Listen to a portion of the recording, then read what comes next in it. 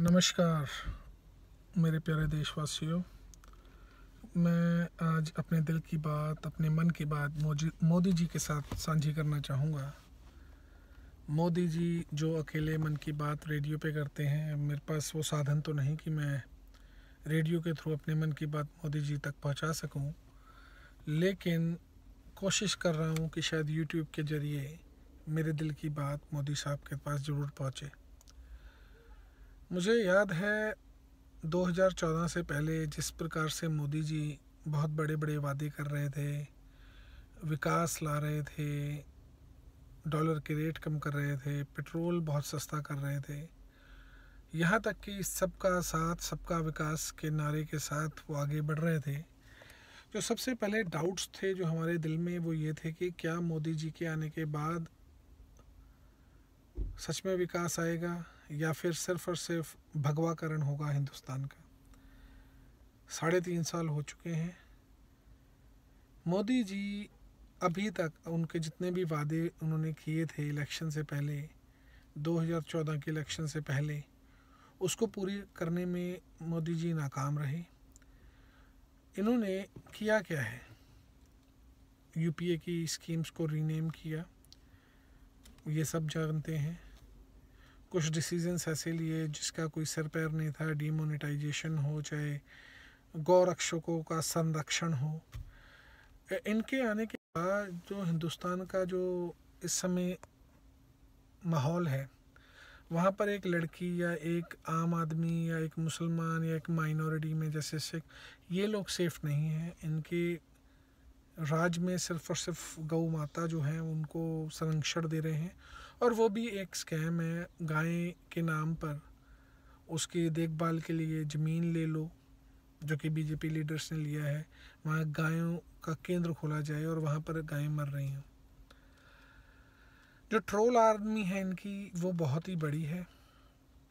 Troll जो हैं, आप एक बात मोदी जी के खिलाफ़ कीजिए, इनके जवाब घिसे पिटे होते हैं। या तो वो आपसे गाली गलौज करेंगे, या फिर वो उनसे आपसे ये सवाल पूछा जाएगा कि आप उस समय कहाँ थे जब कांग्रेस राज में थी और ऐसे स्कैम्स हो रहे थे। इस वीडियो में मैं बहुत नॉर्मल बातें करना चाह रहा हूँ। जैसे 2005 में राइट टू इन्फॉर्मेशन यूपीए सरकार लाई, मनमोहन सिंह की सरकार लाई, और ये वही आरटीआई थी, राइट टू इन्फॉर्मेशन, जिसके ज़रिए बहुत सारे स्कैम्स खुले, जिसकी वजह से वो स्कैम पब्लिक व्यू में आए और लोगों की अपनी ओपिनियंस बने, और उसी आरटीआई की वजह से शायद मनमोहन सिंह की सरकार दोबारा नहीं बनी। और ये वही टाइम है जब मोदी साहब का प्रोपेगेंडा बिल्कुल चरम पे पहुंचा, सन 2012, 11, 13 और 14 में। मोदी साहब ने गुजरात मॉडल पेश किया। क्या है, कैसा है, क्या उसका सच्चाई है, इसके बारे में लोगों ने नहीं जाना, लेकिन मीडिया में इसका बहुत ज़्यादा प्रोपेगेंडा हुआ। और अब सरकार में आने के बाद आरटीआई बिल्कुल ऑलमोस्ट इन्होंने डेड कर दिया है बीजेपी गवर्नमेंट में। यहाँ तक कि कई आरटीआई एक्टिविस्ट इनके राज्य में मारे जा चुके हैं। यहाँ तक कि आरटीआई के जरिए आज के टाइम में आप प्रधानमंत्री साहब की डिग्री तक नहीं निकाल सकते। इन्होंने उसका वो हाल किया है। इसके अलावा बहुत सारी बातें हैं जो इन्होंने यू टर्न लिए हैं, लेकिन वो मैं पिछली वीडियोस में डिक्लेयर कर चुका हूँ, डिस्कस कर चुका हूँ, बोल चुका हूँ। लेकिन जो अभी रिसेंटली जो दिल को बड़ा दुख देता है, वो जैसे कि गोरखपुर हत्याकांड। मैं हत्याकांड कहूँगा क्योंकि उसमें ऑक्सीजन सिर्फ पेमेंट की वजह से नहीं आई, और वो मोदी सरकार के अंडर सीएम योगी के कारण नहीं आई। जो रिपोर्ट है वो बता रही है कि कम से कम 10 बार योगी जी को बताया गया था। 2 दिन पहले योगी साहब वहाँ पर घूमने गए थे, पिकनिक मनाने उसी हॉस्पिटल में, पता लेने कि क्या सही है क्या गलत है, लेकिन कुछ नहीं निकला। ये योगी साहब वही हैं जो किसी विधवा के घर गए तो वहाँ सोफ़े और एसी लगाए गए। तो ये हम समझ सकते हैं कि हिंदुस्तान किधर को जा रहा है। जो भगवाकरण की राजनीति है आज के टाइम में, आप कुछ भी सही लॉजिकल बात कीजिए तो आपको एंटी नेशनल और पाकिस्तान जाने के लिए कहा जाएगा। और ये कह कौन रहा है? वो प्रचारक जो आरएसएस का बंदा रहा है, मोदी, उसके पिल्ले, उसके भक्त। ये हमें देशभक्ति सिखाते हैं तिरंगा फहराने पे, जबकि हम सब जानते हैं कि नागपुर में 52 इयर्स इन्होंने तिरंगा नहीं फहराया और आज की डेट में ये सर्टिफिकेट बांट रहे हैं। बात कर रहे थे गोरखपुर की। ऑक्सीजन के बिना 70, 100, 200 जो भी नंबर हैं वो बच्चे मासूम मरे। और अमित शाह जो कि तड़ी पार हैं, जो स्नूपिंग में गए, उनका कहना है कि कांग्रेस के टाइम में भी ये होता था। सर जी, कांग्रेस के टाइम में अगर होता था तो इस समय तो आपकी सरकार है। उनको इसीलिए हराया गया, उनको इसीलिए सरकार से निकाला गया क्योंकि लोग उनके कामकाज से खुश नहीं थे। अब आप आए हैं, क्या अगले 50 साल या 10 साल जितने टाइम आपकी सरकार रहेगी, जैसे कि आपने कहा कि बीजेपी 5-10 साल के लिए नहीं 50 साल के लिए आई है, ऐसा होगा नहीं। जनता समझदार है जहाँ तक मुझे उम्मीद है। लेकिन क्या अगले कुछ सालों तक आप अपने हर फेलियर को कांग्रेस पे ही देते रहेंगे? आप बताइए, आपने 3 साल में क्या किया? डीमोनेटाइजेशन किया।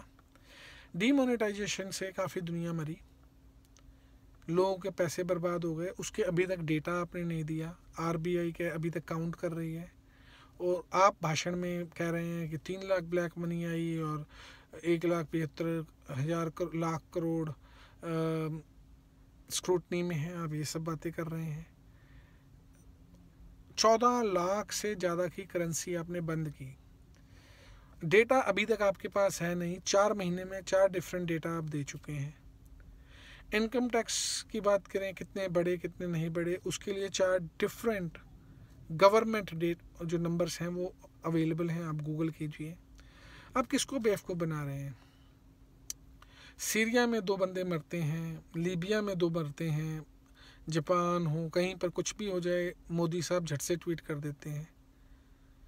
हिंदुस्तान में गोरखपुर हत्याकांड हुआ, आपका ट्वीट नहीं आया। अखलाक की हत्या हुई, आपका कोई ट्वीट नहीं आया। और भाषण आप दे रहे हैं 15 अगस्त को, जो कि रैली का भाषण लगता है। आपके सारे नंबर फेक हैं क्योंकि आप एक फेक इंसान हैं। मोदी साहब, जनता जवाब चाह रही है। 3.5 साल में आपने सिवाय कांग्रेस की बुराइयां करने की आपने क्या काम किए? आपने सड़कें दुगनी रफ्तार से बनने की बात की, जिसकी वीडियोस आ चुके हैं कि 2011-12 में सबसे फास्ट बनी थी। आपका डेटा आज तक हमें समझ नहीं आया। शायद यही गुजरात मॉडल है। अब डेटा फर्ज कीजिए, डेटा बदलिए, डेटा में गड़बड़ कीजिए, यहाँ तक कि आपके भी स्कैम सामने आ रहे हैं।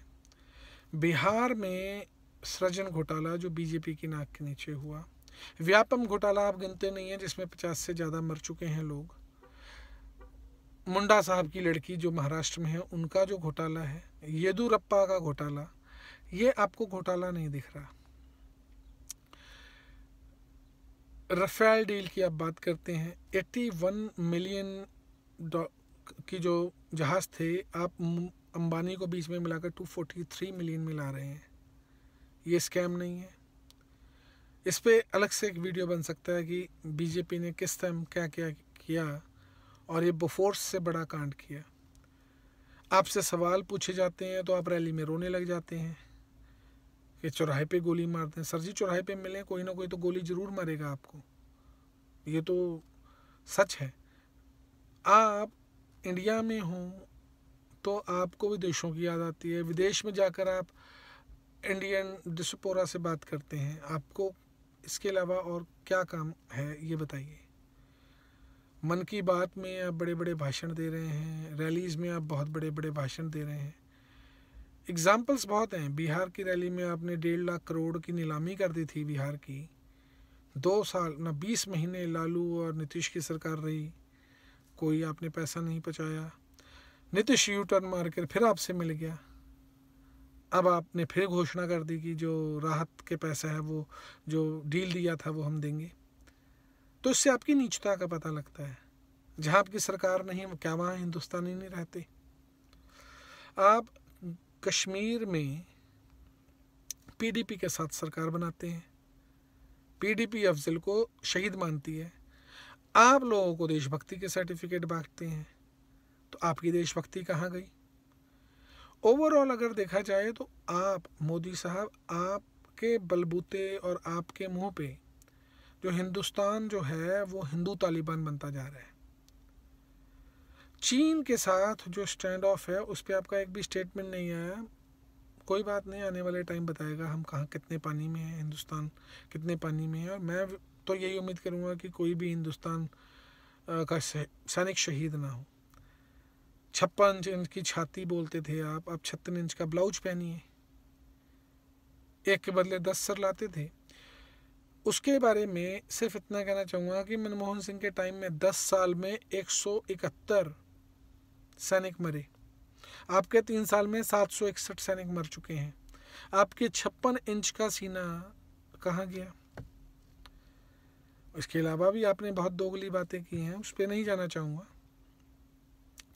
बीफ खाने पे आपकी सरकार के बंदे, आपके बीजेपी के मेंबर्स लोगों को मार रहे हैं। भाई बीफ खाना कहाँ का गुनाह है? गाय आपकी माँ होगी भाई, हमारी माँ नहीं है। मैं बीफ नहीं खाता, मुझे कोई एतराज नहीं है कोई बीफ खाए या ना खाए। अगर गाय आपकी माँ है तो भैंसा आपका बाप हुआ, तो उसका तो एक्सपोर्ट आप मीट करा रहे हैं। हिंदुस्तान नंबर 1 है बीफ एक्सपोर्ट में। तो आपकी माँ जो है वो हर दूसरे दिन गौशाला में मर रही है, गू में रह रही है, गोबर में लिटी रहती है। आपको अपनी माँ का ख्याल नहीं है। आपको अपनी माँ का ख्याल सिर्फ डिमोनेटाइजेशन में लाइन में लगाने में आता है। आप गाय को माँ कह रहे हैं तो उसकी इज्जत कीजिए। गाय के लिए एम्बुलेंस बना रही है आपकी गवर्नमेंट, आपकी बीजेपी के जो स्टेट गवर्नमेंट्स हैं वो गाय के लिए एम्बुलेंस बना रही है। इंसानों के लिए आपके पास एम्बुलेंस नहीं है। एम्बुलेंस छोड़िए, आपके पास, आपकी सरकारों के पास 68 लाख रुपए नहीं है ऑक्सीजन के लिए। और तो और आपके संबित पात्रा जी कोहिनूर पे बोलते हैं कि गाय का गोबर कोहिनूर से भी ज़्यादा महंगा है। सर जी को गाय का गोबर बेचकर ही ऑक्सीजन दिला देते बच्चों को। या हमारे पास गायें हैं, उसका गोबर आप खरीद लीजिए, आप जिस मर्जी रेट में, कोहिनूर का रेट छोड़िए, आप हमें गन्ने के रेट पे ही गोबर ले लीजिए हमसे।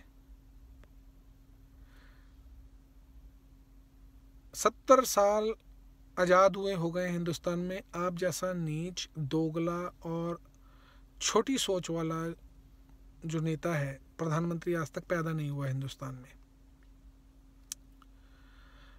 आप क्या चाह रहे हैं? आप हिंदू तालिबान बना रहे हैं, लोगों को गुंडागर्दी कर रहे हैं। आरएसएस तो वैसे ही एक गुंडा ऑर्गेनाइजेशन, टेररिस्ट ऑर्गेनाइजेशन था। यूपी के सीएम योगी का जो हिंदू युवा वाहिनी है वो भी गुंडों का ही एक समूह है। आपकी प्रायोरिटी है लव जिहाद, आपकी प्रायोरिटी है रोमियो स्क्वाड, आपकी प्रायोरिटी है भगवाकरण।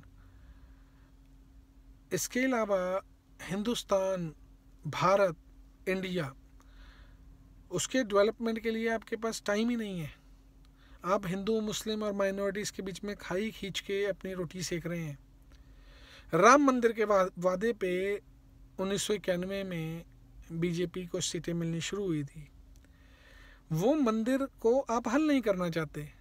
आप मंदिर मस्जिद के चक्कर में लोगों को लड़ा रहे हैं। वहाँ हॉस्पिटल बनाइए, हिंदू मरेगा वो भी वहीं जाएगा, मुसलमान मरेगा वो भी वहीं जाएगा। जिसका वो बीमार है वहाँ इलाज कीजिए। क्या आपके राम लोगों का भला नहीं चाहते? जो राम है या सीता है, ये काल्पनिक है या नहीं है, सच में थे या नहीं थे, इतनी हिस्ट्री में नहीं जाता।